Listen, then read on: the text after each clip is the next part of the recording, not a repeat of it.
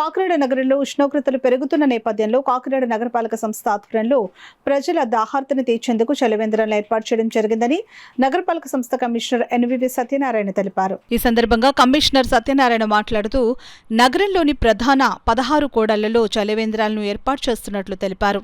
నగరానికి వివిధ ప్రాంతాల నుంచి వచ్చే ప్రజలు దాహంతో ఇబ్బంది పడకుండా ఉండేందుకు ఈ ఏర్పాట్లు చేపట్టినట్లు చెప్పారు. ప్రజలు ఈ చలివేంద్రాలను సద్వినియోగం చేసుకుని కార్పొరేషన్ అందిస్తున్న చల్లని తాగునీటిని వినియోగించుకోవాలని సూచించారు.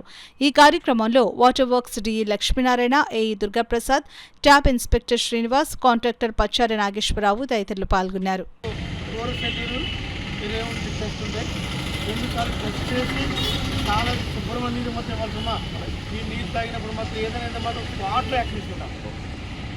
దాంట్లో తిరగలేదండి.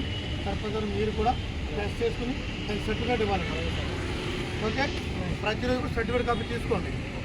చాలా చాలా ప్రమాదమా ఏమాత్రం చేయడం మనకి మీరు అడుగుతుంది. గతంలో దగ్గరికి వచ్చింది, అప్పుడు వేరు ఇప్పుడు వేరు.